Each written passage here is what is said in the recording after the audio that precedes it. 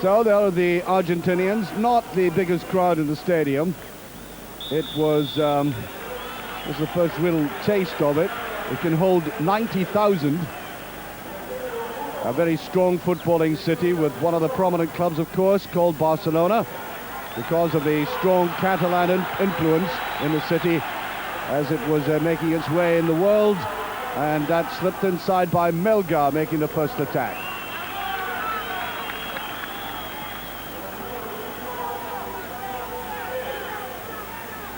Valdivieso.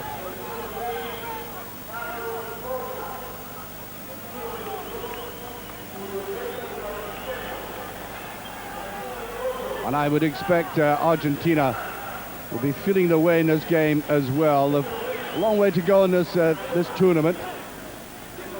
I think the theme I've been harping on is teams pacing themselves. And very often in the opening games of tournaments, that was quite cynical by Redondo.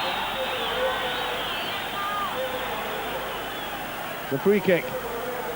As I was saying, very early on in these tournaments, you sometimes get rather banal games, and largely because teams don't want to give it their all early on.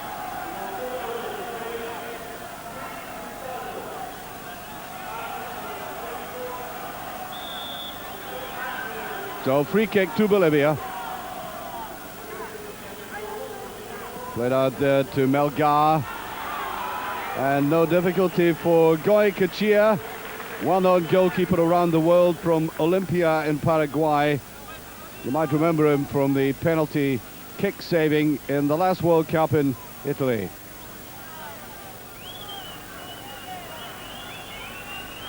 And this may give some indication of how Argentina are going to shape for the World Cup itself. Now, let's not pretend, I don't imagine for 1 minute that a team like Argentina or Brazil or Uruguay in particular are going to show their full hand to the rest of the world as regards the World Cup. On the other hand, I do really think they want to keep the momentum going, because they haven't been beaten since they last played in Italy.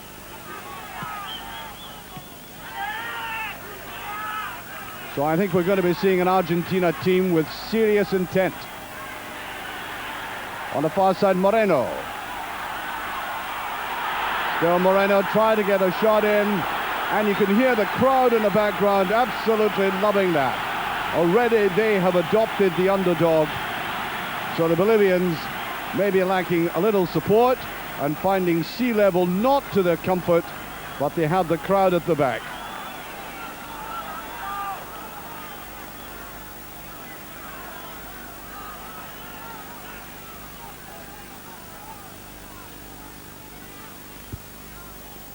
Picked up in midfield by Franco. A lot of shouting going on at the back as Ruggeri picks that up. Oscar Ruggeri. Hardly anybody doesn't know him. World Cup 82, 86.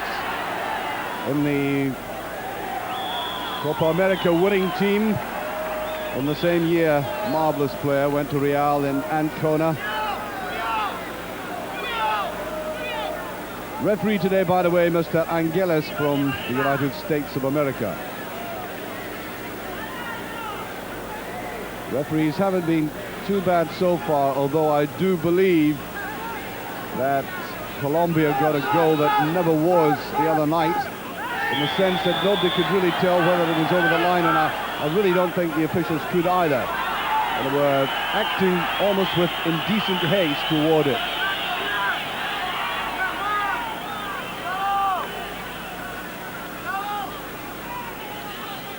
Taking quickly by Ruggeri.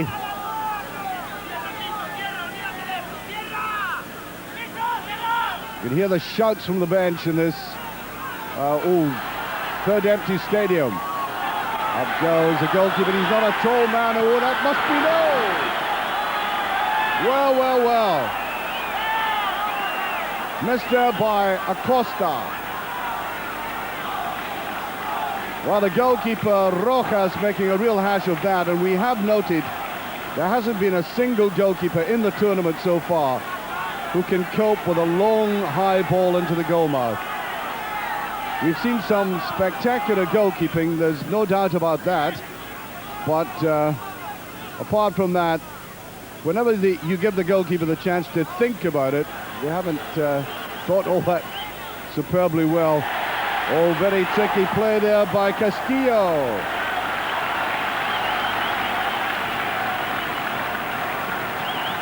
As I said, they're not very tall, but they are tricky, very mobile, fast, slick. But can they finish? I'm beginning to doubt it. They've now set themselves up 3 times, and the finishing has been rather puerile. Ooh! Well, even all the experience of Goycochea, I think he's being infected by this nervous rash of goalkeeping we've already seen in the tournament. Watch it again. Well, he wasn't under any undue pressure. There's only a man of about 5'8" going in against him.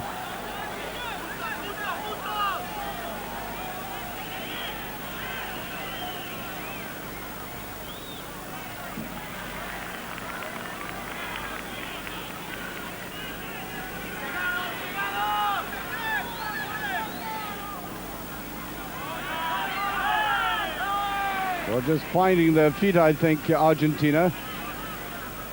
Bolivia rather impressive in the way they've gone at them, and that was a late tackle.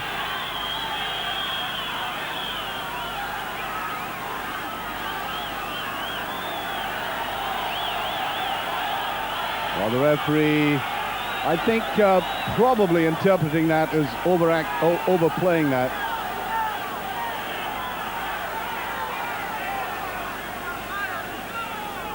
So, free kick.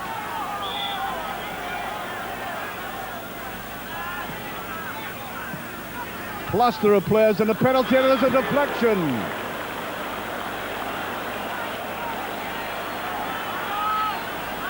Altamirano coming in there, and I think a deflection, yes, certainly that. Corner kick. Really driven in very hard. And the goalkeeper, in any case, was blinded.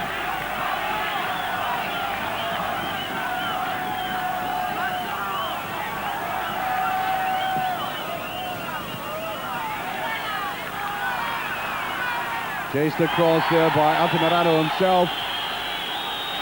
And I think a free kick for that as Moreno goes down. Moreno, a bustling little player. He's been coming in from the right and the left already.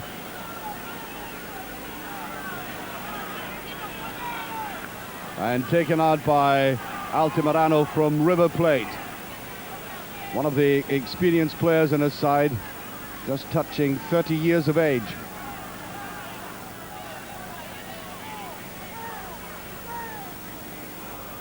Oh, a little too optimistic, that pass.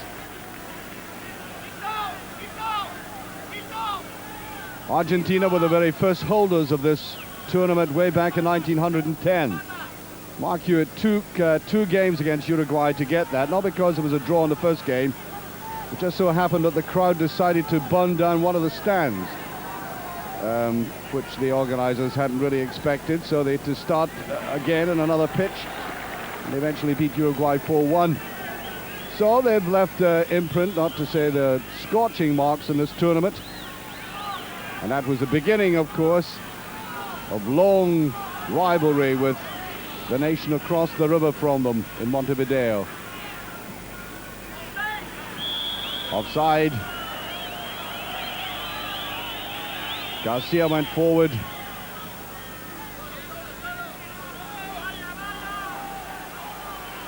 Melgar. On to Echeverri. Put round there by Valdivieso. I'm beginning to doubt if they have any clear apprehension of what to do when they get near the penalty area. Knock the ball about and run and look very mobile, but I think they might be rather inept near goal. Ruggeri pushing it on. Picked up by Acosta. Now Redondo. A little bit too casual there. He does very well retrieving that.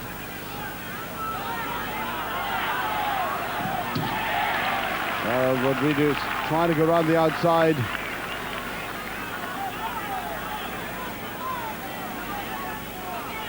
Argentinians just easing themselves into this game. I don't think they want to precipitate a hurricane this early.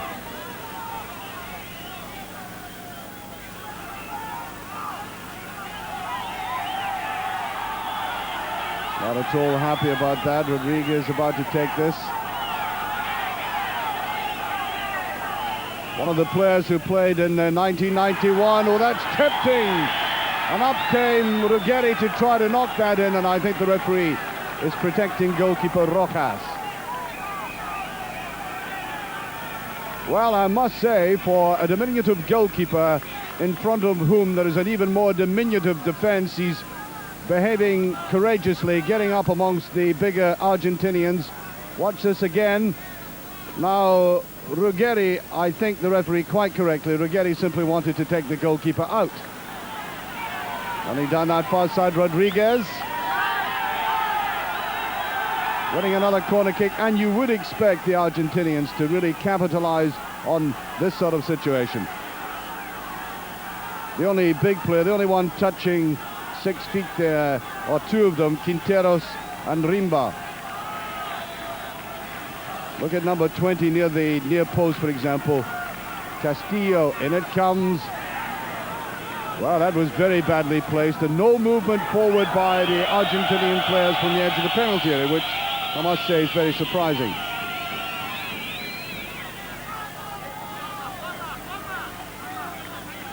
Another indication, I would suspect, that they don't want to exactly bust a gut over this game.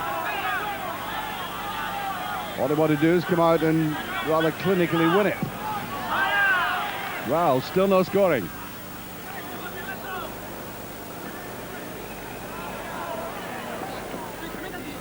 Almost picked up by Melgar on the right.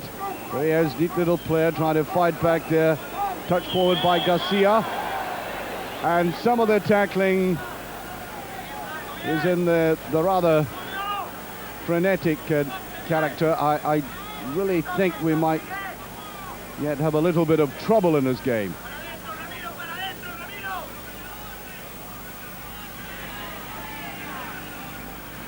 Push round the side by Craviotto.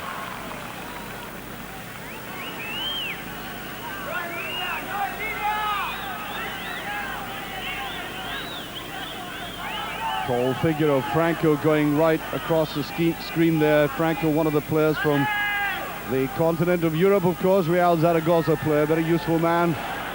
And played outside to Rodriguez. Very disappointing final ball into the penalty area so far by Argentina.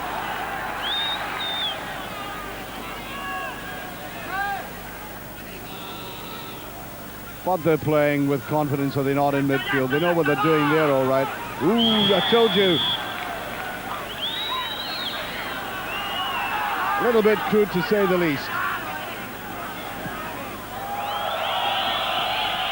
Well, the Ecuadorians, rather derisory sound coming from them.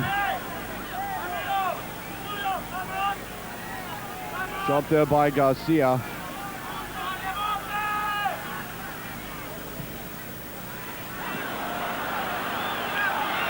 Picked up by Rodriguez, and Garcia was complaining to him inside. He decided to push it to the outside, and well, you just get the impression the Argentinians haven't yet woken up to the fact that this is a serious game.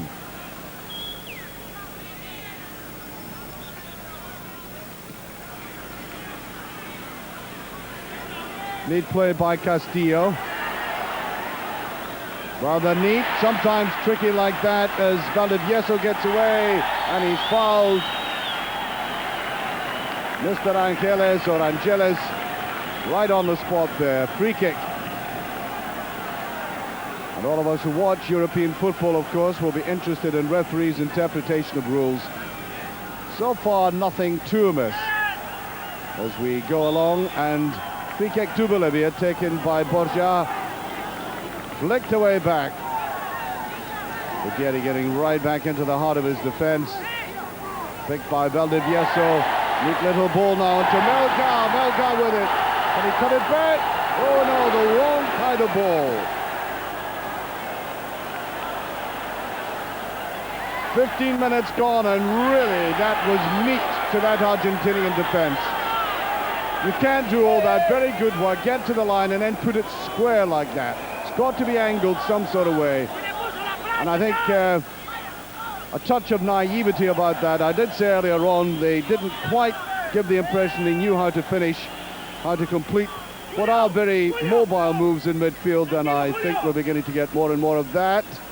Well, well, well, even as I speak, one of them being carted off there. Now, to be honest, I didn't think it was all that serious, but Castillo, Pena going down and being carted off.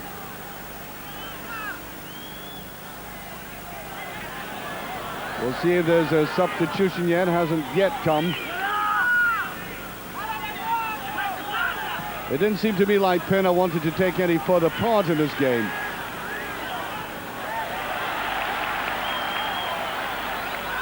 Coming up on this side, Melgar.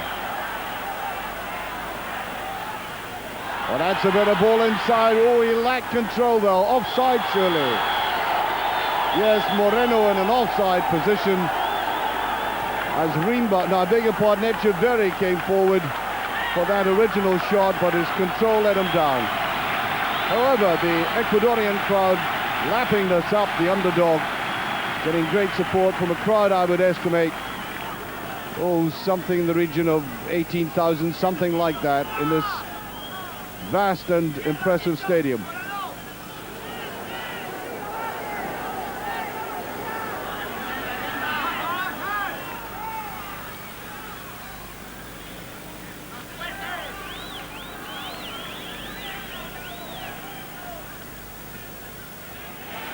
On the far side, Sandy. Open it up very well. Pushing in there, Pena. That's offside, surely. Very good move there indeed. It was Rimba who came forward on the right. Fired it in very hard and just caught offside and really rousing this crowd.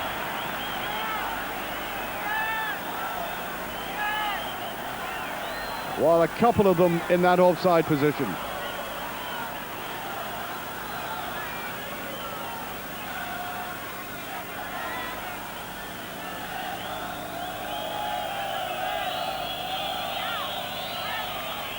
Well, this surely will rouse the Argentines now.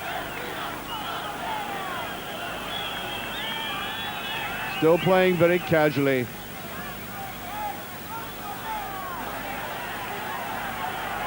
Oh, beautiful play there by Acosta. And their best move so far is Rodriguez trying to come up on that.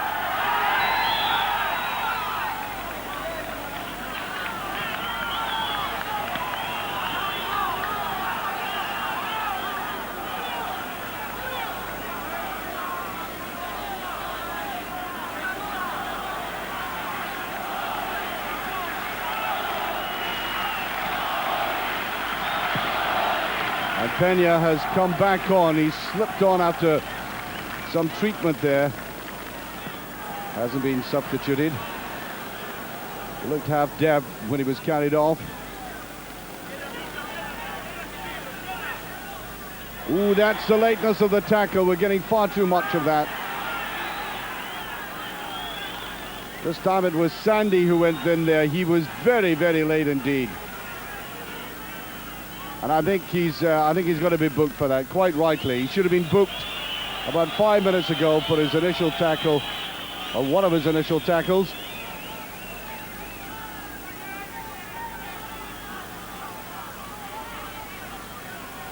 So Sandy, his name, up on the boards. Another booking, of course, any other time, and he misses a match. The rules of this competition exactly as the same as the World Cup. Garcia Back there to Vazquez. Let me just emphasize the fact that the Argentinians have not yet been beaten since Italy. It's a very impressive record, and of course they went on to win the Intercontinental Cup against Denmark. That turned out to be a very interesting game indeed, and the Argentines really should put it away now. Vazquez came in for that. Couldn't put it away though. Squandered move altogether.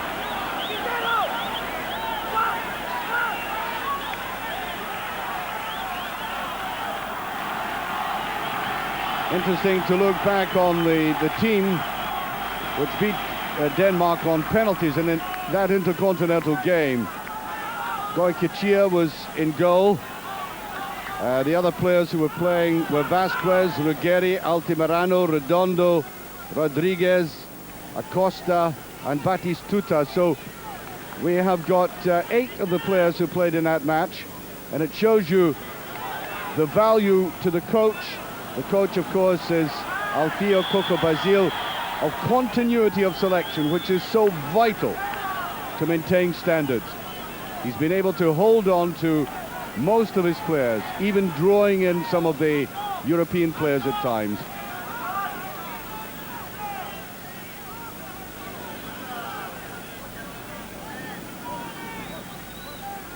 Oh, gifted. Picked up by Valdivieso.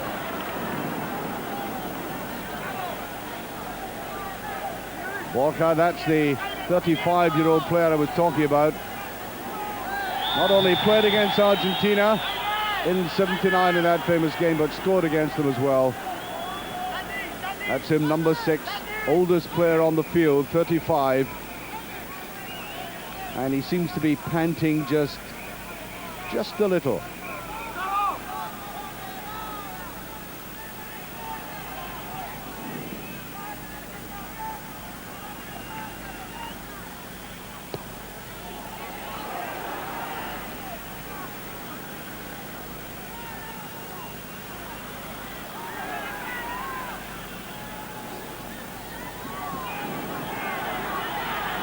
Look at him tempting the players forward there. Rodriguez tried to put it round the side. Well, I would have thought he embellished that. Yeah. He's going to get a free kick out of it anyway. But Franco brought down rather... Well, it took them a long time to get him down onto the turf, let's put it that way. The goalkeeper, Rojas.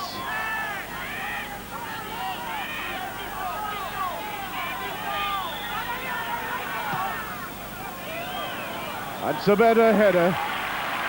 I'm rather surprised the Argentinians haven't been doing that much more effectively.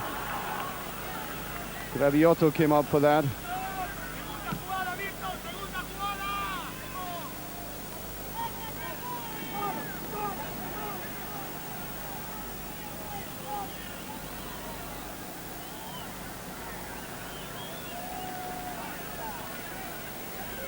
Well, I make it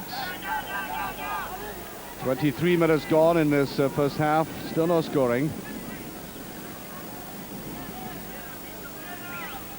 And even yet, you get the impression that the Argentinians are playing well within themselves.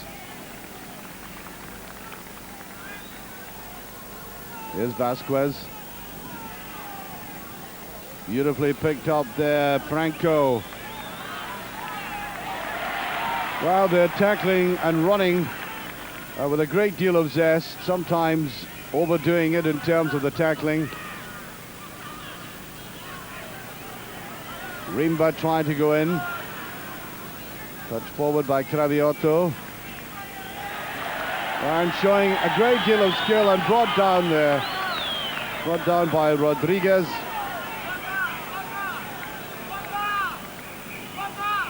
Free kick.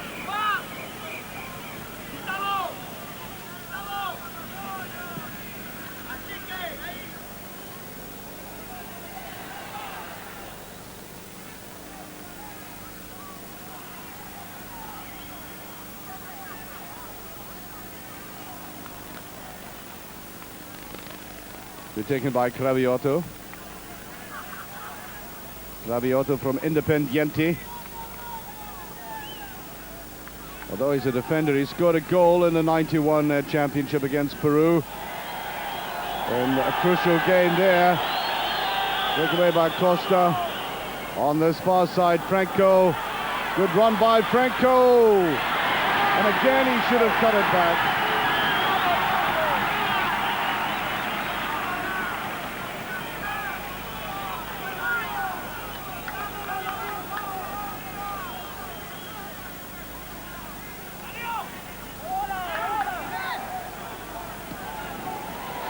Well, they're putting the passes together now, right? Moreno.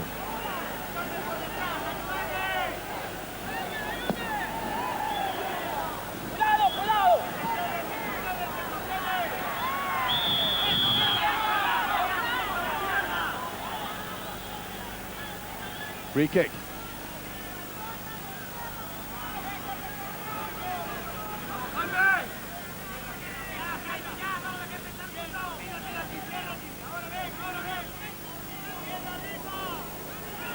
Altamirano.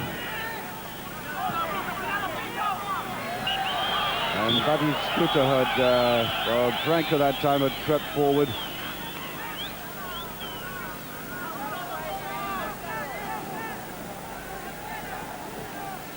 We have Valdivieso. Lovely little ball over to Sandy, who tried to come in from the left.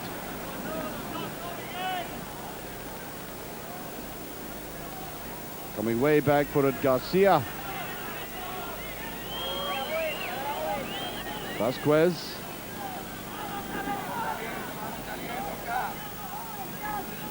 Redondo edging forward. You feel Redondo, like so many of the other Argentinians, a coiled spring, ready to let fly when the occasion demands, and it's a corner kick. Just a lack of attention and concentration there, which I think has been the feature of the Argentinians so far.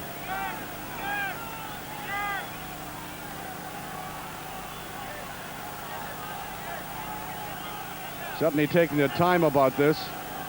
The goalkeeper Goycochea, as I said, has had a lot of experience. Remember him saving the penalties against Yugoslavia, the former Yugoslavia, in the World Cup. In Italy, he's played ex-racing and went to France to play for Brest. So at 28, a very experienced man indeed. Where is he? There he is. Crowd at the back don't seem wildly enthusiastic.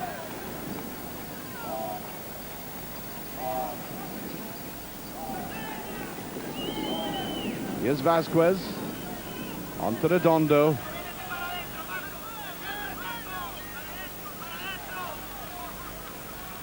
Redondo hasn't been all that adventurous. This is the first time he's come forward this far. Put in there by Rodriguez. Batistuta was hovering in the background.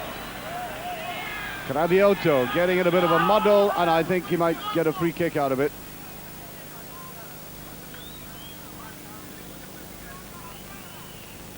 "28 minutes gone, still no scoring." I just get the impression we've been seeing a bit of shadow boxing by Argentina. It's a difficult game for them. Everybody, in a sense, a difficult game. Everybody expecting them to do rather well. In fact, to thrash this team as they have so often in the past. But it is their first match in the tournament. And lacking support there, Rodriguez, as he came forward. Now the breakaway.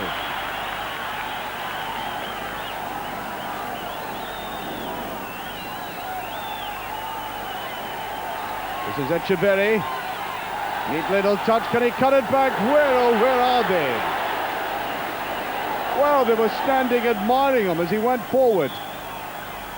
I did say, and I think it does emphasize the point, that they are naive in front of goal. I think there's a bit of a worry here. That looks to me like Franco down there, and it does in fact look serious. The physio came on and immediately asked for the stretcher. And warming up there is Julio Zapata from River Plate. Now I wonder just how bad this is.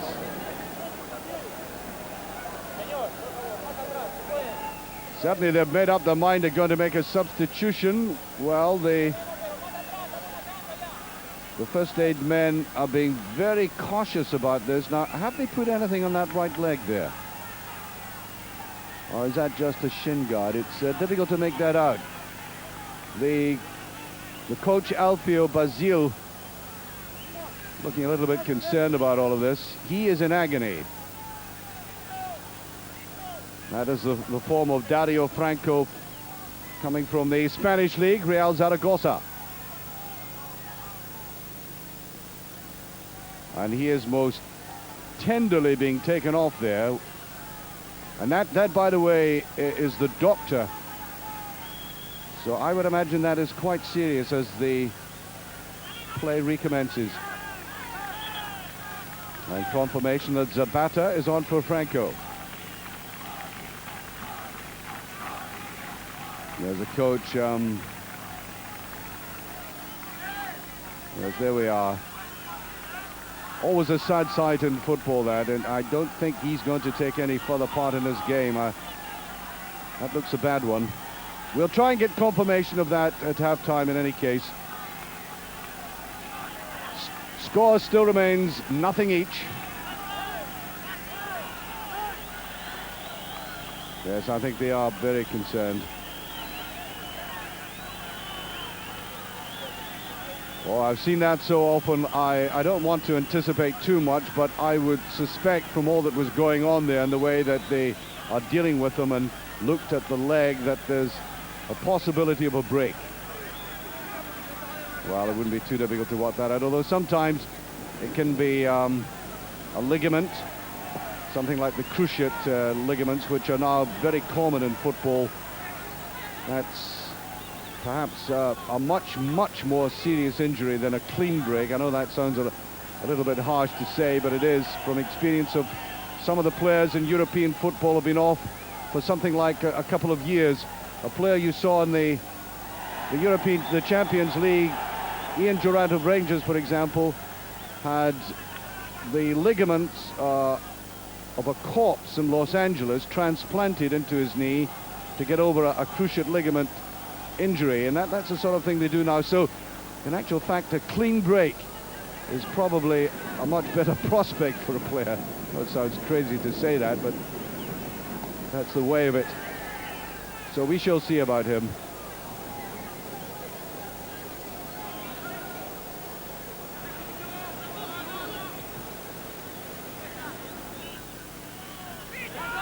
I make it now just about 13 minutes to half time. Still nothing each.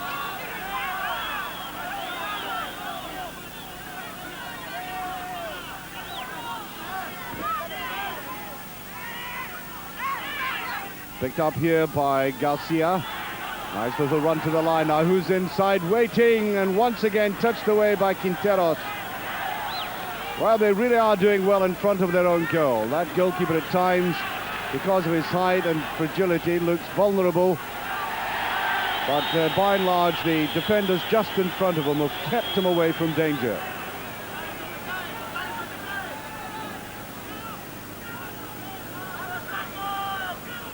That's the substitute who's now on Zapata, by the way, who just flicked that in front of Redondo.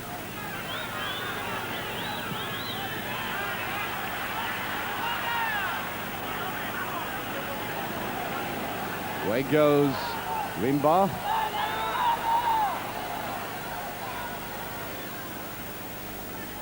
Always trying to get this little man who started. Oh, dear, dear, dear. That was late by Batistuta. Well, referee, where are you? Good heavens. I mean, that was a free kick and a booking if ever there was one. However, Peña now couldn't get cleanly through. Well, I thought that was a dreadful challenge by the man from Fiorentina. Are they showing this again? No, I think they're showing the pass into the box. There it was. Yes, I think he was just offside.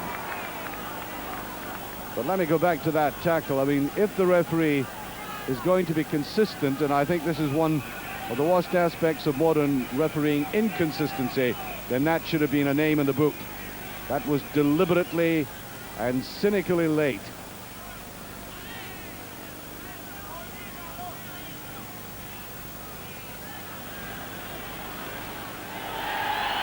Well, they're really laying it about now, and that time it was Ruggeri. Ruggeri, as I said, perhaps the mainstay of this team, right at the heart of it. 31 years of age, plays his football in Mexico now for America. The continental champions, of course. North American champions.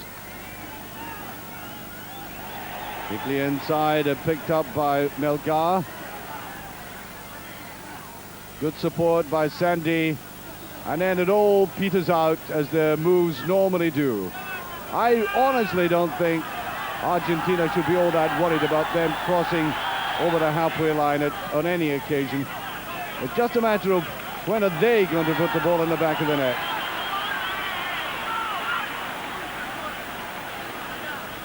Break by Echeverri. On the far side, Rimba. Into Melgar.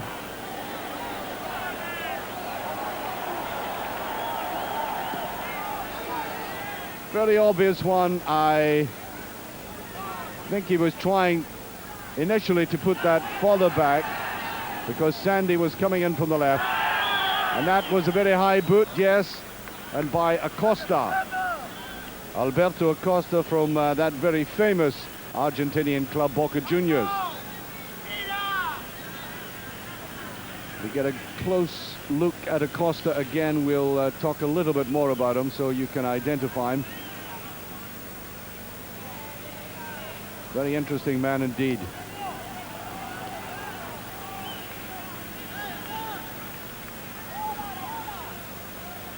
Taken out by Melgar.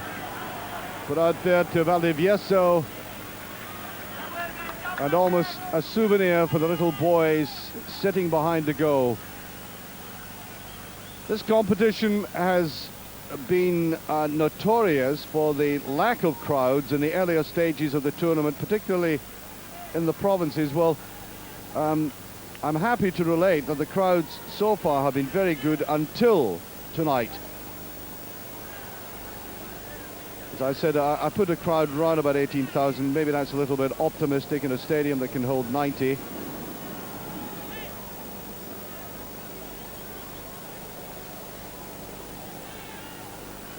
And the Argentinians want to play this basically their way, easily, at walking pace most of the time. And I thought he'd want a corner there myself, but it's given us a goal kick. And I make it about 7 minutes to half time.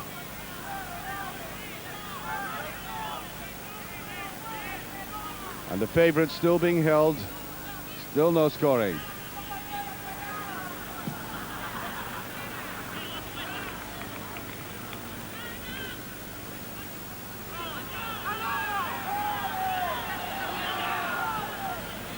There was talk of Maradona playing, but quite clearly he's not the player he was. And I think they're thinking, the Argentinians, of an entirely new generation.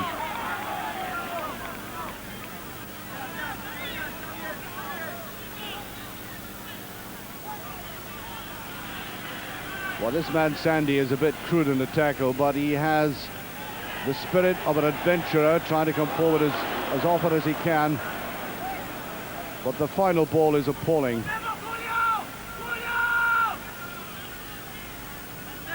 That's by Craviotto. Rodriguez. Now Vazquez. Acosta. Vazquez just inside. He'll send it wide. Craviotto.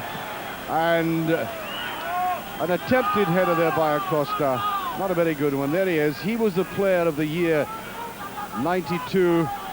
Has been around a bit as well. Strong player. People thought of him as perhaps the new Maradona. He hasn't quite matured into that. 26 years of age, played in Toulouse in France as well, and a lot of expected of him, but never really come out of his shell, although by Maradona standards, that is, although he's still a very useful player at international level. Touch there by Garcia. Got down, Costa, free kick.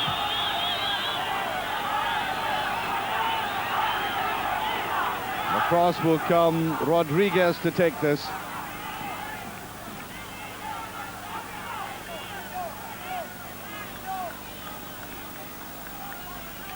Instructions being given by the goalkeeper, Pablo Rojas from O Petrolero in Bolivia.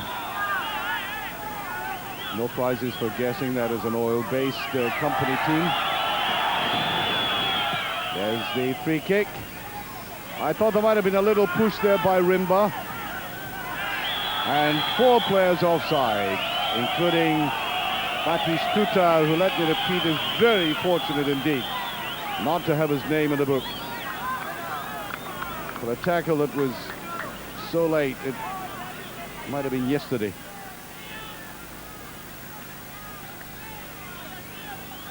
There we are, there he is.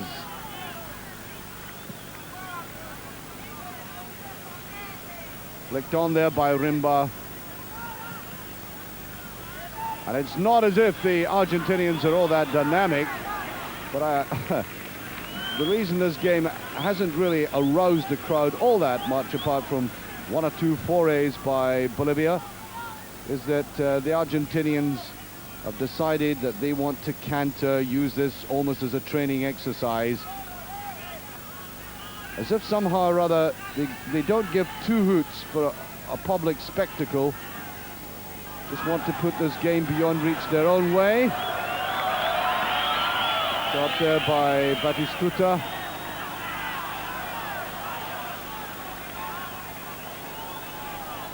According to my watch, there will be some stoppage time, of course, because of that injury, that lengthy one. I make it about 3 minutes to have time. Here is Craviotto. Argentinians played normally with 3 at the back, 5 in midfield, as they like to say. A kind of 3-5-2 formation.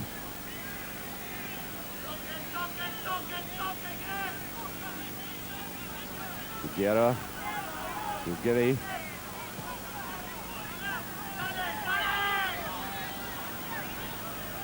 There he is, wanting a 1-2, came forward for it.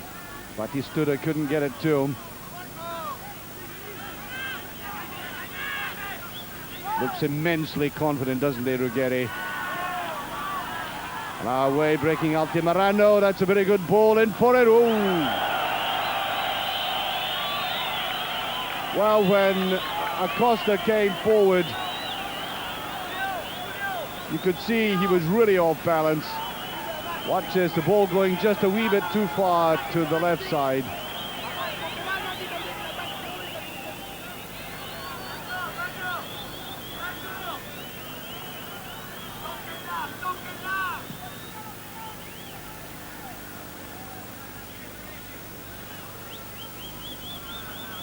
Batistuta. Very well covered. I think he's getting rather tetchy out there. The little men around him snapping at his heels all the time. Oh, that's a free kick, and another cynical one. This time by Craviotto. And I think his name will go in the book for that. Yes, indeed. Yellow card.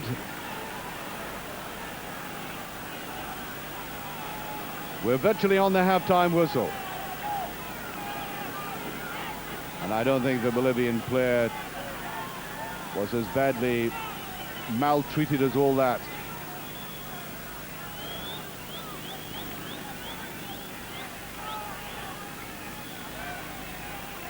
Rather cynical one, and well, he said a worse bump than that before. Echeverri going down.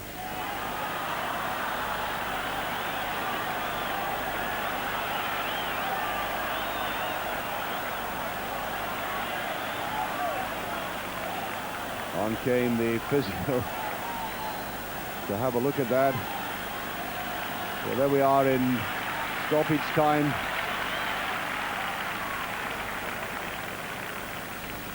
The Argentinians puzzled by all of this. Like myself, I don't think they believed that it was going to turn out to be an ambulance case.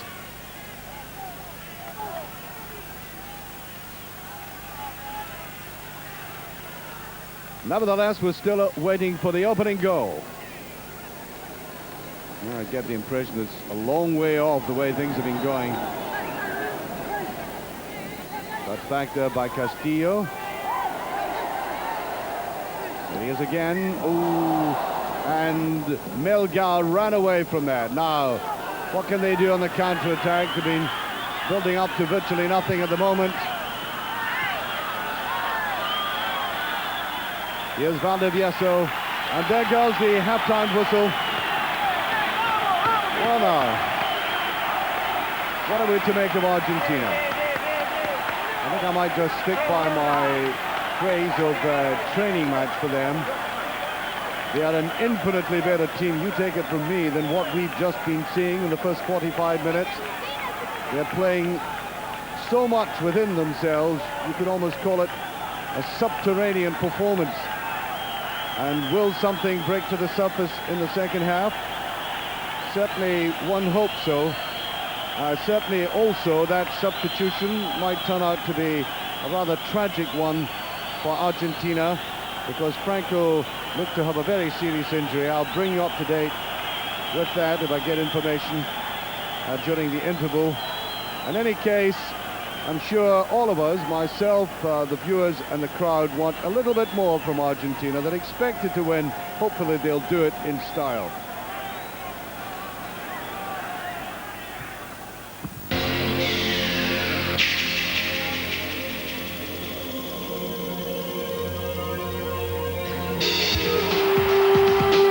Sunday, 8 p.m. live on Eurosport, the Hengelo meeting in Holland.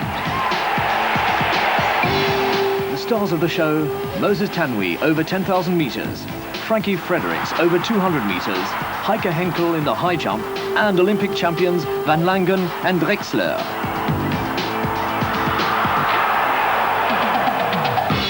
This program is brought to you on Eurosport by Nike.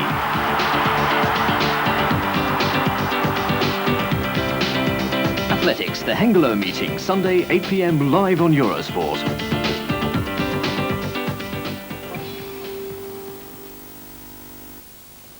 Well, during the break in this game, let's look back on the highlights of that very interesting game between Colombia and Mexico. There were some very good goals in this game. Valderrama right in the middle of the picture, not as fast as he used to be, but still a very thoughtful, creative, silky kind of player. Now watch this goal, set up beautifully by Sanchez, putting it inside, and gloriously finished by Valencia. That goal came in the 34th minute. Not the easiest of chances, but to the delight of the crowd. Watch that again. It was Aristizábal who sent it up, in fact, and clipped away. Not driven away, not a bludgeon of a shot. Calculated, and in it went. That was the lead for Colombia, and that came in the 34th minute, as I said. The Mexicans were disappointing near goal. A lot of fancy play in midfield, but they couldn't put an end to it. Well, not until the 60th minute, when the ball was driven in there after an uncharacteristic mistake by Cordoba. Alves getting it from the rebound. He had come on as a substitute in this game and perhaps surprised everybody by popping up in the box like that to score. Frankly, I think that was against the run of play and more than they deserved. All the better football was coming from Colombia. And then this next goal coming up. Well, this caused a major controversy, because as the ball is scrambled away, could you see it crossing the line? I certainly couldn't. And it doesn't matter what angle they show this from. It's a bit like the search for the Loch Ness Monster. Everybody rumors about it, but you don't actually see it. Just watch it now. Oops, away it goes to the line and scrambled away. They gave a goal. I don't think it was. 2-1 for Colombia.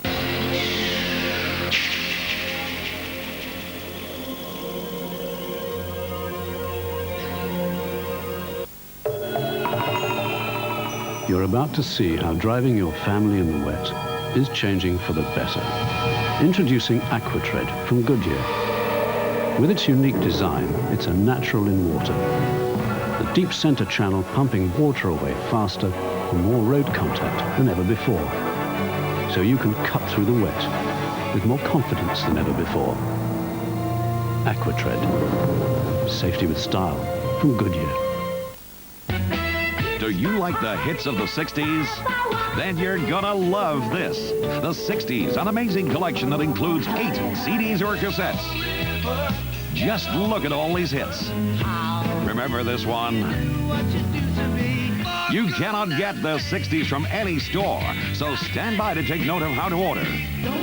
The 60s includes a staggering 200 hits by your favorite artists. Remember the Crying Game, My Guy, Then He Kissed Me. The hits go on, and don't forget the twist. Let's twist again, like we did last summer. Have fun with the 60s. 200 hits on 8 CDs or cassettes. To order your complete set, call now.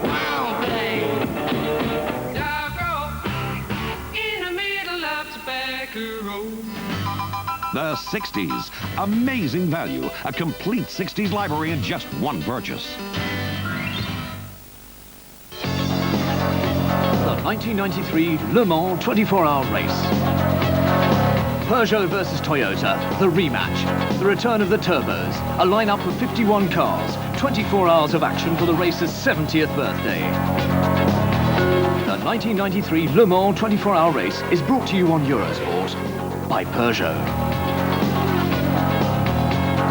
Le Mans 93, the start, live on Saturday at 3 p.m, then at 7 p.m. and 10 p.m, and Sunday at 9 a.m, midday and 2 p.m, live on Eurosport. Welcome back to Goycochea. The players just coming onto the pitch, and the sad news about Dario Franco, the Argentinian player from Real Zaragoza, is that he has in fact broken his leg. We hear it's a break of the tibia. He's been taken to hospital, and I believe I've already heard talk that he might be taken immediately back to Argentina, so he is out of the tournament. That is sad news. He's a very good player, obviously diminishing the strength of the squad.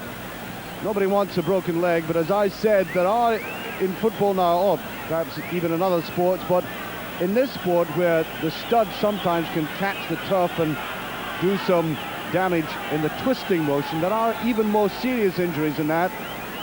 It sounds very bad indeed, but clean breaks of the tibia, that can be sorted out, and he'll be back, well, 6 months, something like that. He'll be back to playing fully again. There are many, many players around the world who've had broken legs. I point out to a man who played in the for Juventus in the 2 UEFA Cup finals, which you have seen on Eurosport, Julio Cesar, who had a very serious leg break, and he came back very strongly. And he doesn't mess about. He doesn't take prisoners when he's in the mood, so the leg break didn't do him any harm. As for the Argentina squad there, well, yeah, I suppose I'm disappointed in what I've seen so far. But on the other hand, I think there's a lot more to come. As I said, it's subterranean more than anything else. I think they'll do just enough to win. You often said about the Brazilians, for example, in the World Cup. I've been at 5 World Cups altogether, and a lot of the criticism of them in some of the World Cups laterally was that they gave of the best far too early in the competition. I'm thinking particularly of Spain. In the World Cup there, they were absolutely incredible in the first handful of games.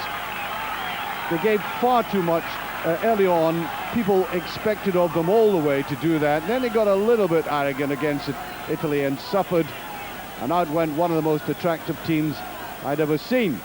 So it's not just a matter of turning on a performance every now and again, it's a matter of pacing yourself. The Bolivians, well, I'm sure they're delighted to be at this stage with that scoreline you can see there. Let me repeat, they've already beaten Argentina 4 times, but at altitude, 12,000 feet above sea level, life is not easy for the normal player. The substitute who came on for Franco was Zapata. And I'm sure the Argentinians will be wishing to shout Viva to him if in fact he can get on the end of some of these interesting crosses which they've been throwing across the penalty area, and rather surprisingly taken very well by the much smaller Bolivian defense.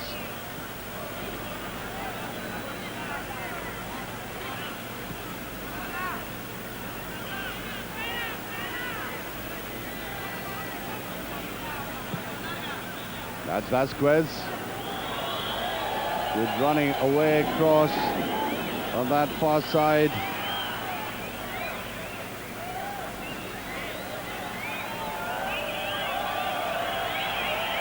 A little bit of a breeze in the stadium. Absolutely no problems for the teams playing here. It's when they get up to Quito that they'll experience that altitude difficulty.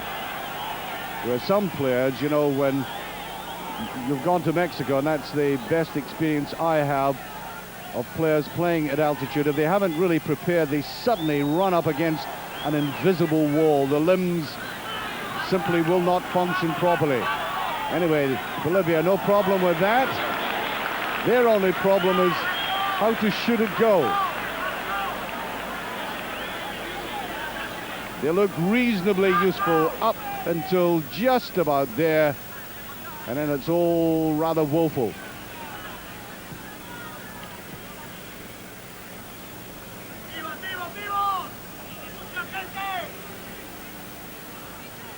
Zapata, the substitute, down the line. Forward went Acosta.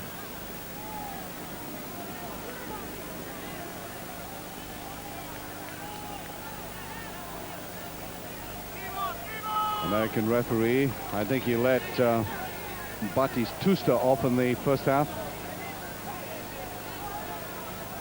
Already yellow carded Craviotto and Sandy. Now this will be taken by Rodriguez.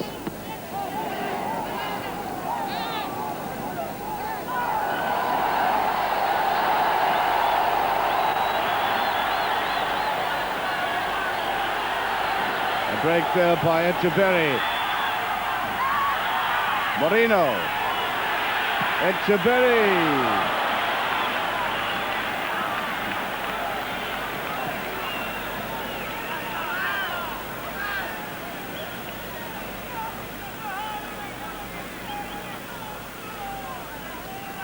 There's Redondo strolling about almost arrogantly in midfield as he comes forward.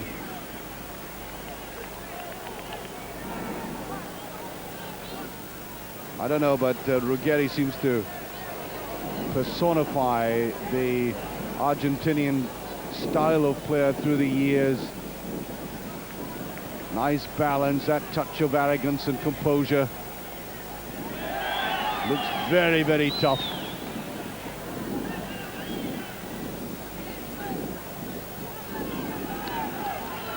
Pushed away forward by Altamirano. Pushed out there by Acosta. Pushed in by Craviotto. No offside.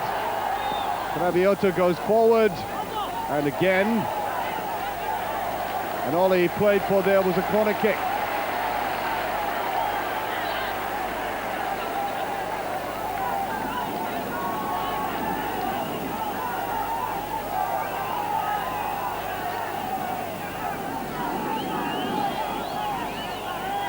Has to be taken by Rodriguez.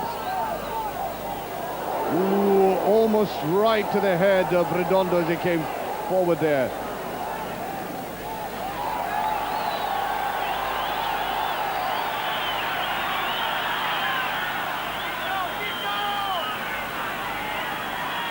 There's Redondo trying to go into that.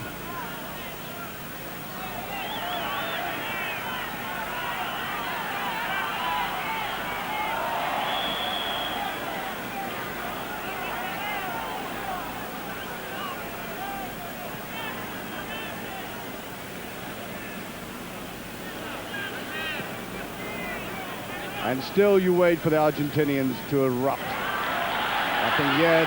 Here's Echeverri. I think he's going to try a shot. And a typical Bolivian shot at that.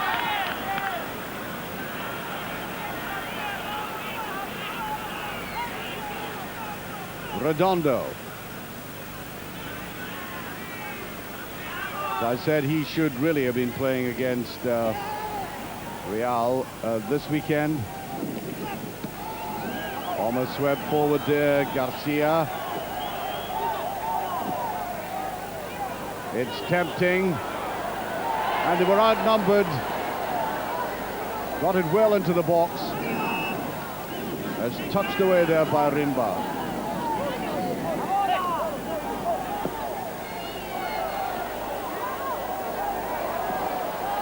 Beautifully inside to Rimba. Rimba did very well in his own area there.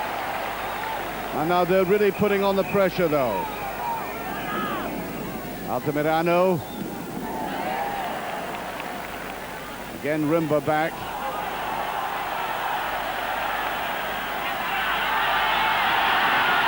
Now the break forward. Lovely little ball. No offside, surely. Well, I think a little unfortunate against Moreno there.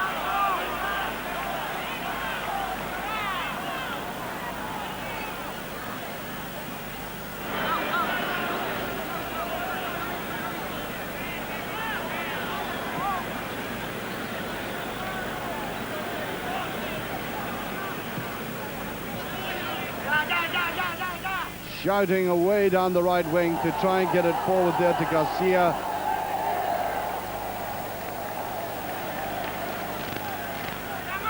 Running the corner kick.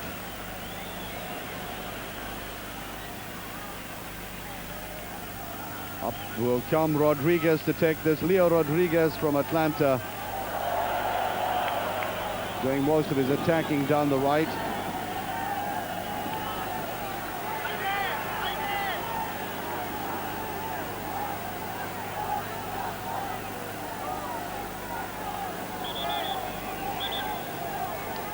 I think the referee telling him to take that now.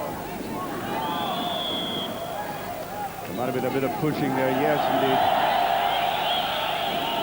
Well, quite clearly the crowd on the side of the Bolivians.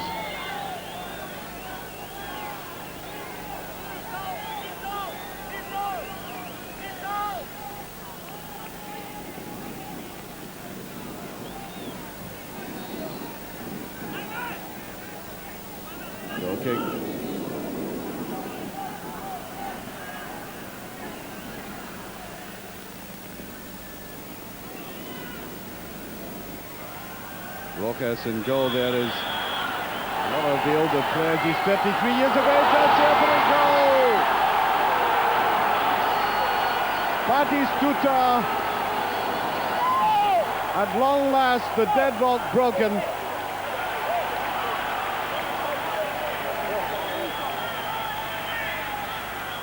Well, he's done virtually nothing in the game so far. And watch the way he took it very coolly indeed, but that was dreadful the way they were so easily taken apart. And at long last we can hear the Argentinian supporters in the background. Goal coming virtually out of nothing.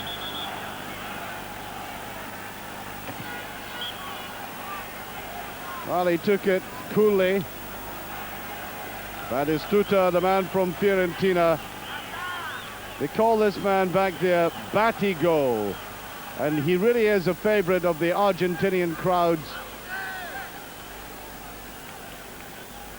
Beautifully controlled, first by the head, then watch, he keeps his eye on the ball, that never varies at all, steady head and a cool touch and away from the goalkeeper.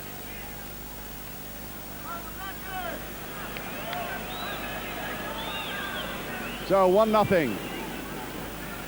That goal coming in the 54th minute.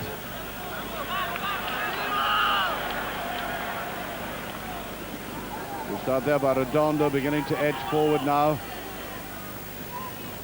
Up goes Acosta. Whipped away by Quinteros. Now it's Craviotto.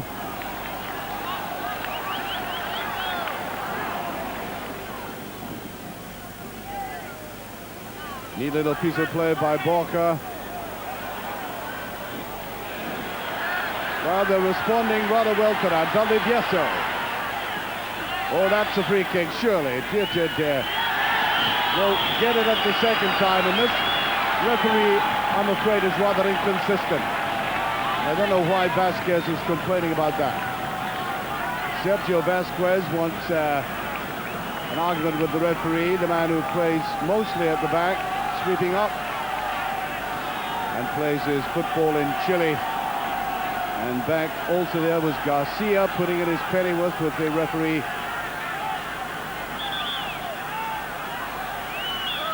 Now can Bolivia strike back at them? And I hope the finishing is better from the set position than it is when they're moving with the ball towards the edge of the penalty area. Well, no. I put it on a par with some of the previous efforts. I think I might have mentioned earlier that Argentina need not necessarily worry about every time they cross the halfway line. They look so inept in front of goal.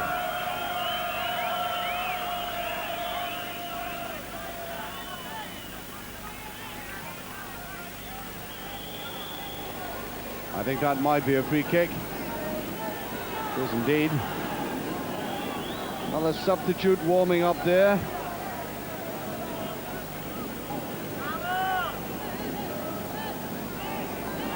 Alberto, it looks to me like.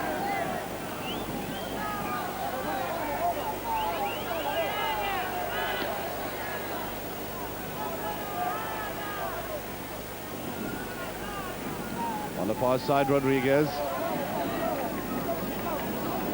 That was a break right through the defense. It came suddenly after the Bolivians had looked so solid there.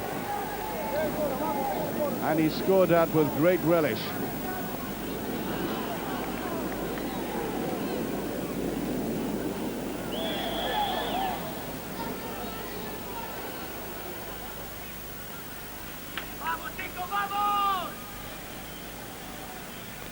Free kick.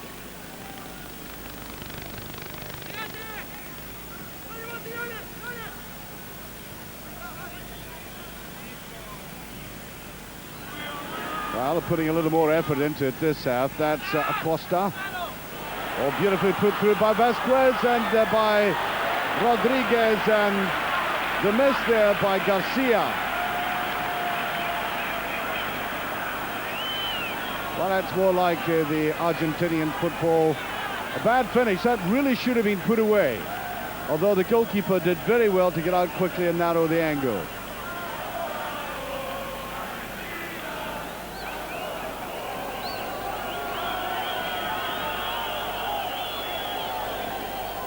Here we have Rodriguez with the corner, and none of these corners have been at all effective by Argentina.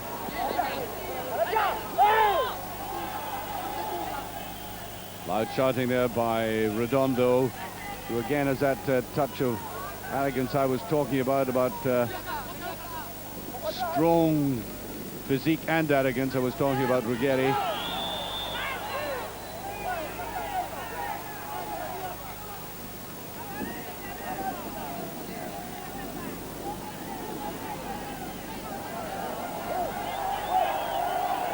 Well, I think Craviotto wanted to start again.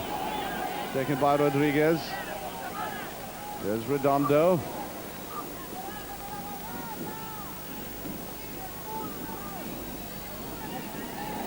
Oh, very well tackled though. He was looking as if that was a dangerous break.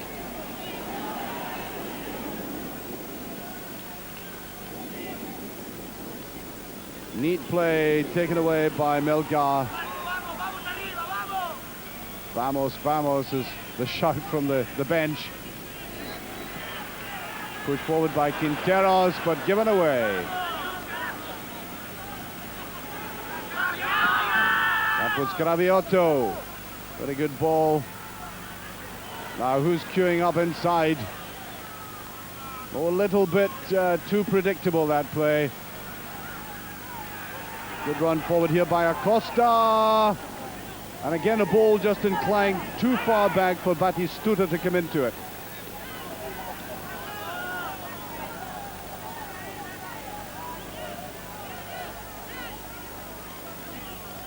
So Craviotto will take this.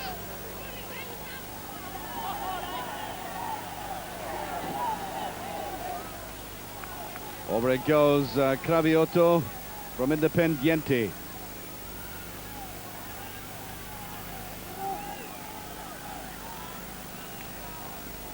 Independiente, one of the great clubs of South American football, by the way, has won the Copa Libertadores more than any other club. Founded by Argentinians, whereas lots of Argentinian clubs were founded by British workers establishing themselves there. Oh, that's down and almost in there. Batistuta again.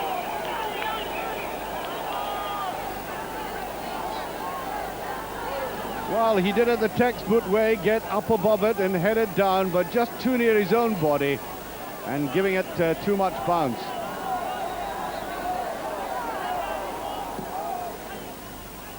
I make it about 17 minutes played. It's still 1-0 for Argentina. This man Batistuta getting a lot of service now. You just get the impression that the Argentinians are now beginning to come out of their shell.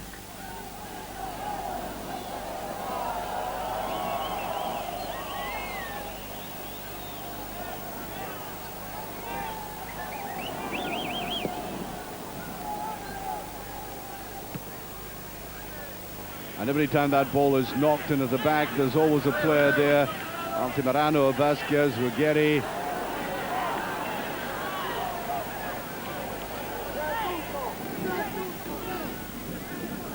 And they're beginning to look stronger in midfield. As I said, there was an element of let's make this a training exercise in this game. And beginning to look even more like that. They're getting stronger, Argentina.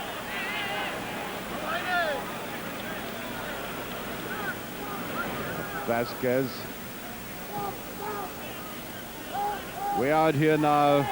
Craviotto.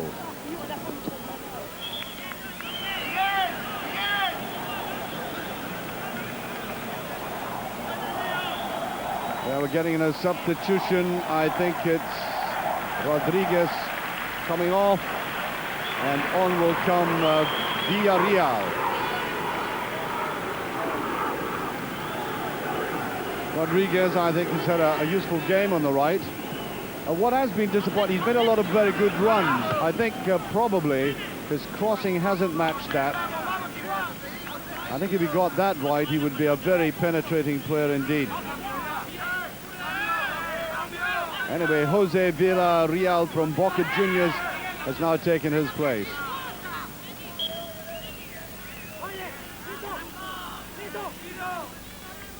Another substitution here. Number 11 coming on.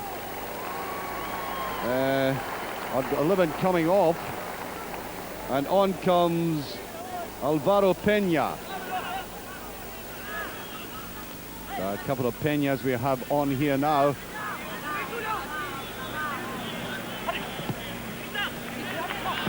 Pushed forward there by Melgar. Inside to Castillo. Not a bad move at all. Peña, as I said, is now on in place of Moreno.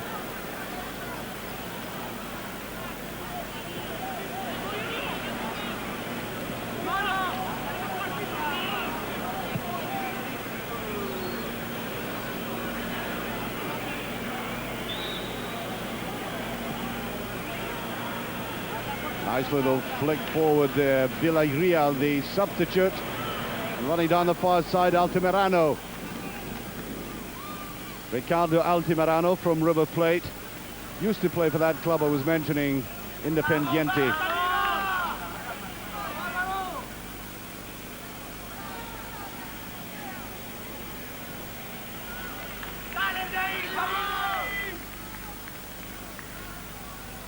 Redondo did that very well. Look at his control and then just looking for a little bit of support around him.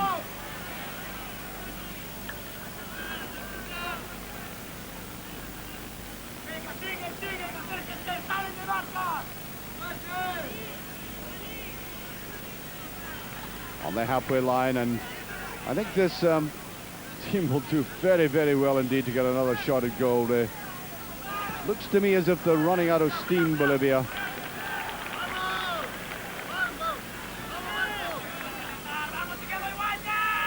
That again was a late tackle. That was a very good shot of it from that low camera. I don't think he's acting at all. Look at the Argentinians, not at all happy with this referee. Not that they're happy with any referees. The Argentinian referees 3 weeks before this tournament went on strike because the referee Javier Castries sent off 5 players, would you believe, in Cordoba, after which all referees were threatened and their ancestry questioned in a almost fundamental way throughout the country, so they went on strike. I think it's all over now, but the relationship between refereeing and playing in Argentina is somewhat tenuous. I must say this referee has been inconsistent. The poorest referee we've seen so far, and maybe not surprising that he comes from the United States of America. I just don't think they get the same pressurized refereeing that the European referees get. And experience counts. Ooh. Well, every now and again they've floated one in like that for the likes of Garcia to come forward for. Just not quite coming off. Deeply pushed out.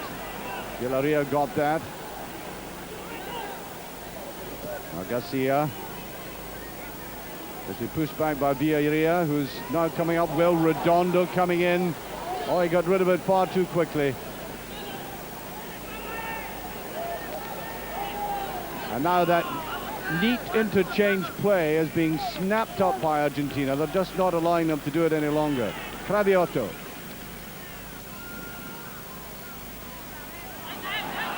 Now the break. Argentina had pushed a little bit too far forward. And as I said, running out of steam this side. I think in the first 20 minutes of the game they would really have made progress there.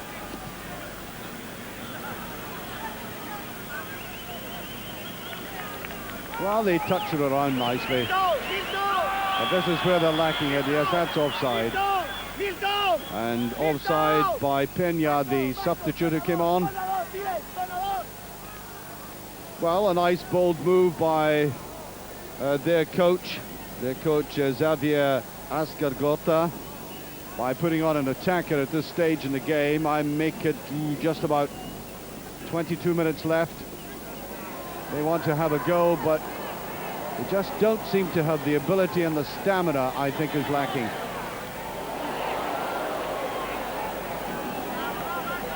Run away across there by Valdivieso.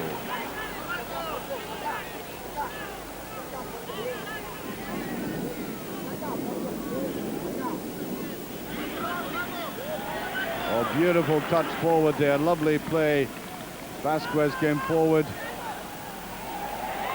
and equaled there by a player who's looking more and more impressive, Quinteros. There he is. He hasn't come forward all that much, and that was a little predictable, and he fought hard to get that, and the crowd, if not the referee, are on his side. And I think there's going to be a booking for Garcia. There is indeed. Another yellow card there. And Garcia, yes, he deserves it for that. Almost put a half Nelson on him.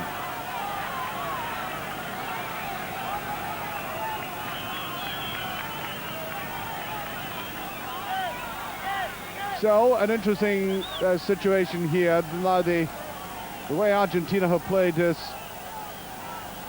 for the rest of the game has been just to get the bigger men up there, because they're playing against diminutive forwards by comparison. It hasn't given them all that much trouble.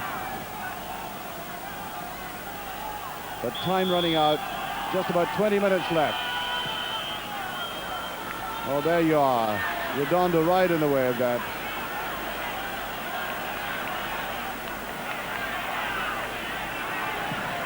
And that's a better shot now. Now that's right out of the blue. And perhaps they're better doing that. Fired in by Peña. The other one just laid back. Took careful aim, and that was a brilliant save by Goycochea. Now, all that entailed was no great passing movement from midfield or the dive forward, which I don't think they're now capable of. It was just a man chancing his feet from way out.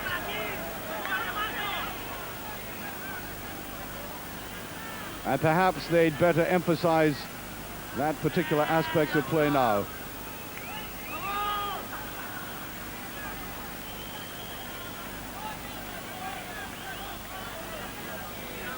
It's not as if Bolivia were lulling them into a sense of false security. I think they've, as I said, they've given a lot of themselves and are now toiling a little. Argentina just playing around. They're quite happy to get 2 points here. They're not going to run up a cricket score or anything like that. As Batistuta chases that way across to the far side.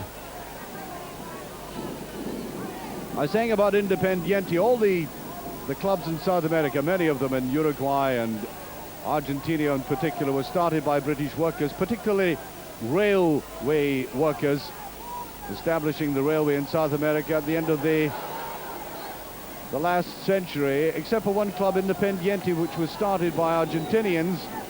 But curiously enough, they worked for a big store in Buenos Aires called, would you believe, the City of London. So the British influence on the formation of Argentina football has been enormous. And now, of course, the strong ethnic pool of Spain and Italy has taken over. And you could not compare Argentina football with British football any longer.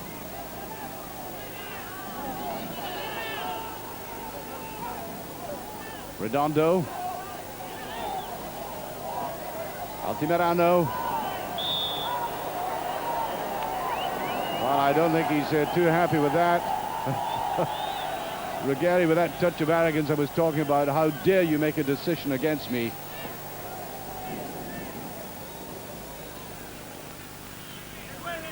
Ruggeri just strolled through this game. I doubt if there's a bead of sweat on the man. Melgar. Valdivieso.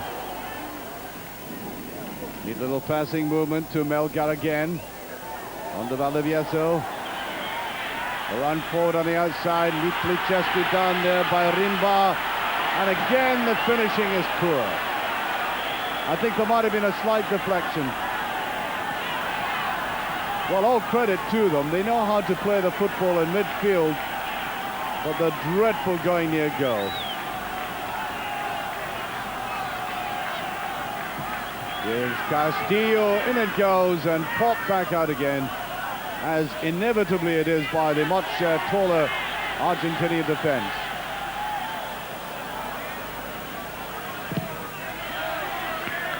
Oh, now, I really do believe that Garcia, who's already been booed, raked his studs down the legs there. I think I've watched football sufficiently long enough to realize when a player is trying to get at another player like that. I don't know if we'll see a replay of that, but it looked to me as if Garcia wanted to leave a visiting card.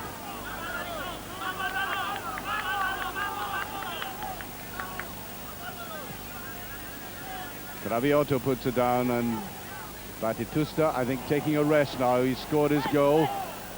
Did a little bit of running.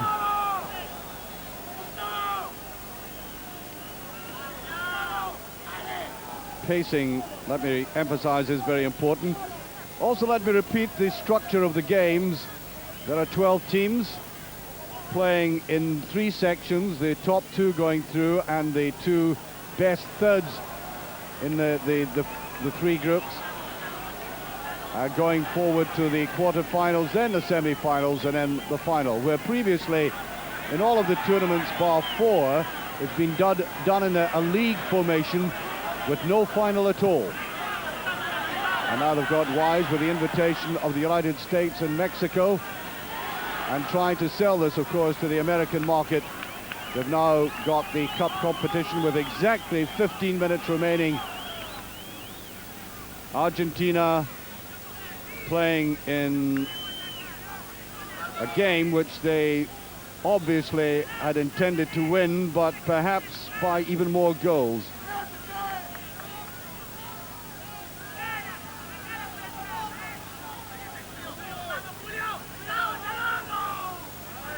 Long shouts coming from the benches. Now Batistuta puts it through and just touched away as Acosta came forward. Rimba getting right onto that.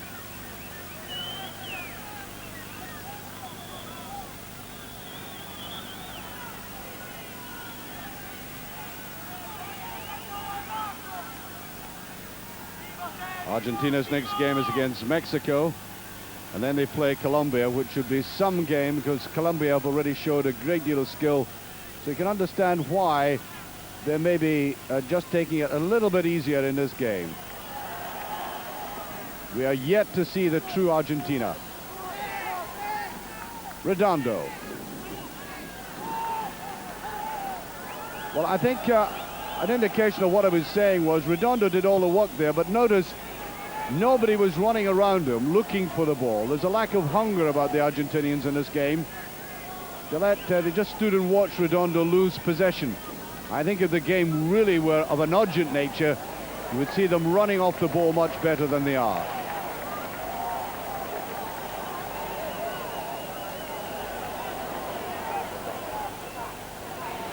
Nice little touch there by Valdivieso. Doesn't quite come off now, the break. What can he make of it?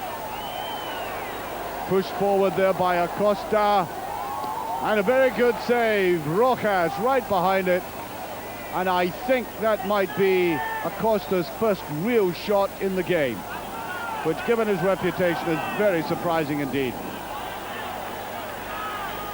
Again, the goalkeeper alert to coming out just that little bit far, narrowing the angle. And that's an attempted chip. Moreno got to it. And a very good effort indeed. Decided not to blast at it, tried to chip the goalkeeper. And you can see the experience of Goycochea there. He just looked up at it as if he was looking at a harmless shooting star.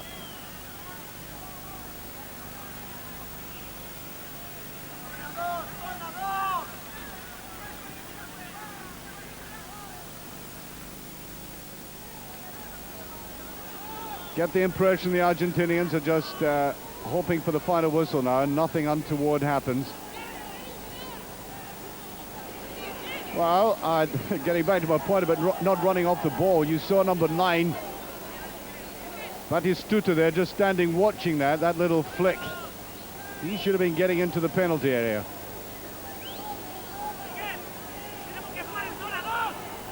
Valdivieso. Far side Peña. Back there on an attempted little backheel to Valdivieso, and that is a free kick. Takes a brave man to stand up to Fernando Redondo like that. Fernando Redondo, by the way, you could see that little fieriness in him. He had a right fight with Maradona in one of the games in the Spanish league.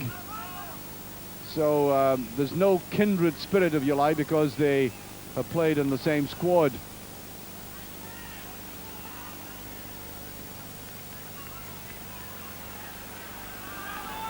Peña.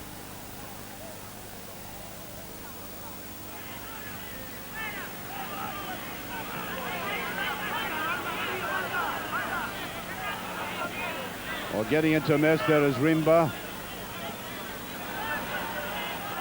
Over it goes. Well, the Bolivians only started the football in 1938 as a national side. They're playing fully competitive internationals, regarded on a level with Venezuela, which isn't all that high, I have to say.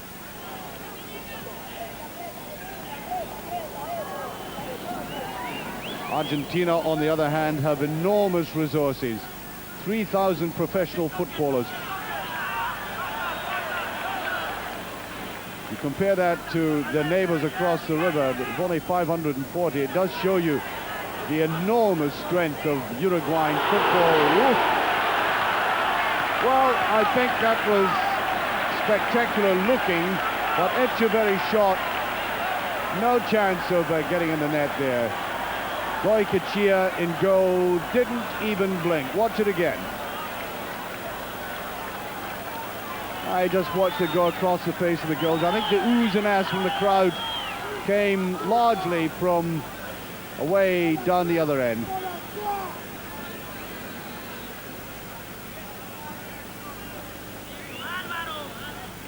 Well, Redondo has been picking the ball up in midfield. There he is again. He's been a man who's been making it tick there.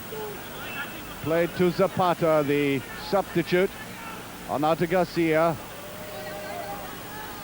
Here is Craviotto.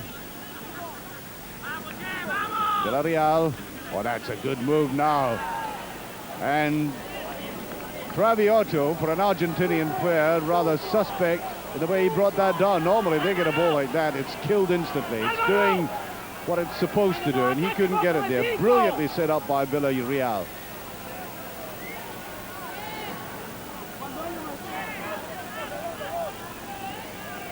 Corner kick with just about 9 minutes of the game remaining. Still 1-0 to be taken by Villarreal. Well, there's a lead header, brilliantly saved. Well, that should have been number 2. The Argentinians can hardly believe it.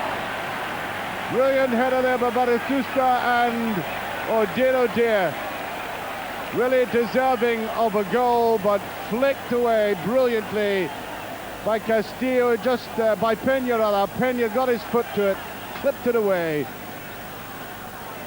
And why, oh why, Argentina have not been peppering this defense like that from the outset. I'll never know. That again, the suspect.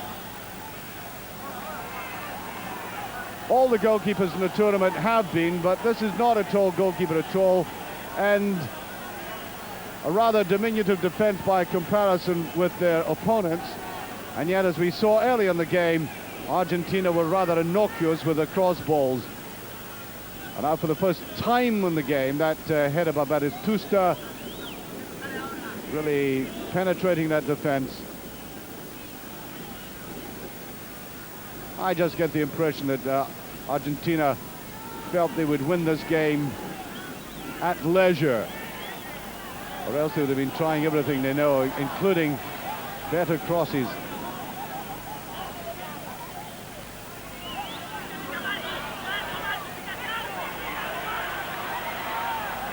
Picked up on this side by Echeverry. Ooh, that's coming in was Castillo, just underneath it.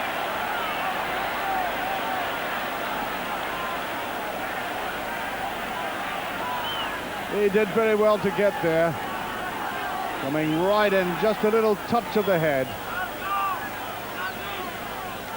And now 7 minutes to go in a game that Argentina should have been winning much more handsome than they are at the moment.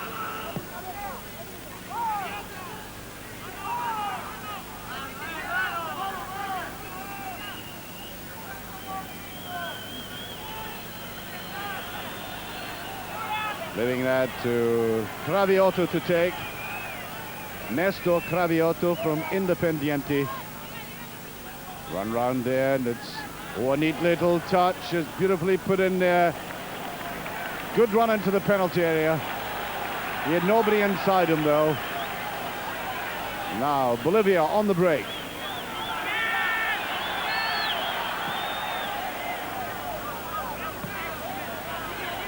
Beautifully chested down by Rimba. That's a typical Bolivian shot. shaped up very well there. And Peña, the substitute, as I said, a bold move by the coach to bring on a man up front. Got himself into a good position, but again there's a flabbiness about the way they try to finish.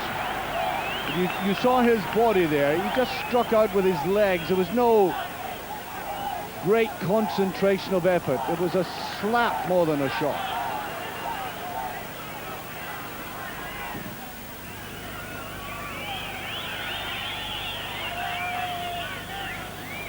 Now we're just under 5 minutes of the game to go. Could Bolivia do something miraculous here?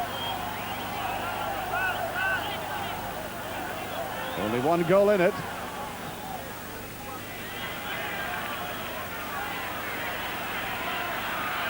This is Rimba. Looks for a little 1-2 and gets it beautifully from Castillo. Now where were they to finish that off? That was one of the best moves of the game. And I must say, having written them off, they've still got that little football touch outside the penalty area, but the finishing, they don't have that sophistication in the penalty area. That's what they so badly lack.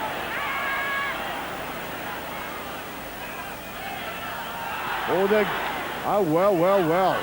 This would be arrogance of an intense degree by the Argentinians if they were to cop it now and drop a point, because they've just been sauntering through this game.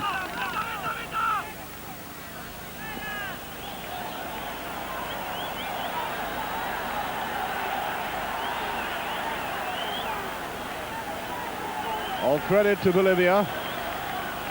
They look to be on their knees about halfway through the second half and now have found an unexpected source of energy from somewhere, and surely being pulled back there by Altamirano. It's going to be a free kick as Echeverri trying to make the break. That, I think, also, if the referee were at all consistent, would be a booking. But he isn't consistent, and so it's a free kick without the yellow card.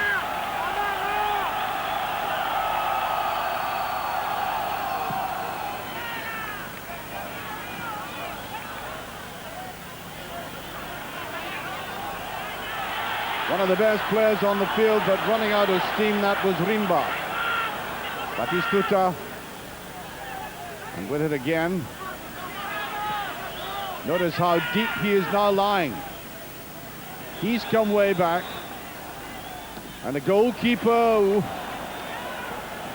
almost wholly misjudging that, and I make it about, by my watch, there might be a little stoppage time. 2 minutes remaining. It does look at this stage as if Argentina are going to pick up these 2 points, but hardly a distinguished performance. But then again, when you look at another favourite team, Uruguay, again you got the impression that they were just acclimatizing themselves.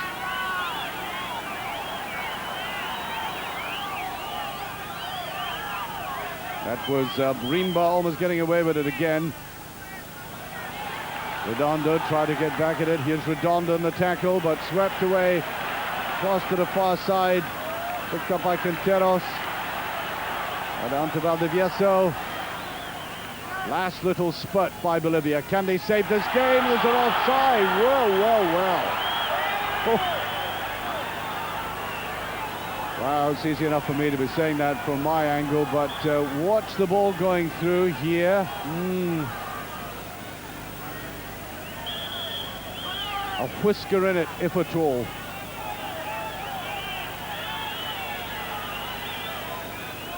I think that might have added to one of the about 20 grey hairs that Ruggeri is showing. Ruggeri.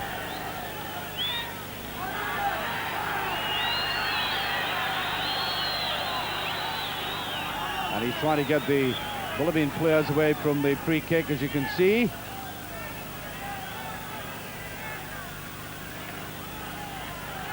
Batistuta, hand used, free kick quickly taken. They're aware of the fact that the final whistle should be going any second. I make it 30 seconds remaining now. Bolivia, last chance. Looking for a 1-2, doesn't come off. Now picked up by Rimba. I make it 15 seconds remaining. Still only 1 goal in it. Bolivia fighting hard, but away come Argentina again.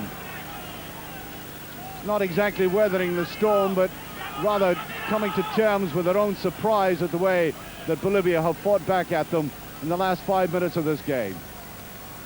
Stoppage time now, and they'll just play it, take it to the corners, keep possession. That's all they want to do. There we are. Experienced side. Not looking for the second goal at all. They're just holding on to it, nussing it, waiting for the final whistle to go. And yes, I repeat my contention that they've regarded this as a training exercise. Ooh! Well, that was purely speculative. I don't think he had the slightest intention other than just swinging it into goal. Garcia. And the goalkeeper, who has a tendency to come off his goal line very quickly indeed, almost caught out. And taking all the time in the world to come across for us, Villarreal, the man from Boca Juniors,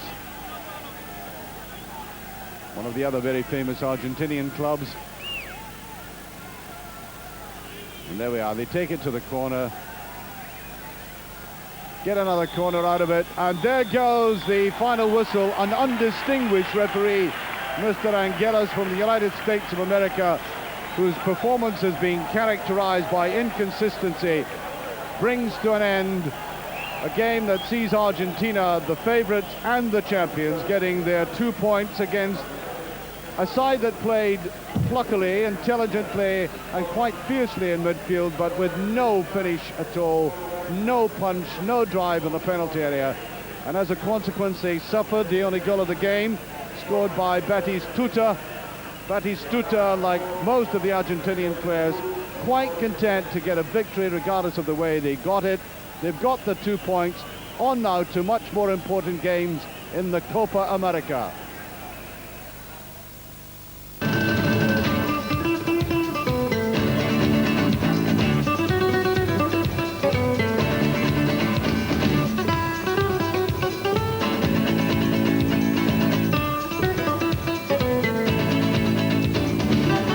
Copa America was brought to you by Nike.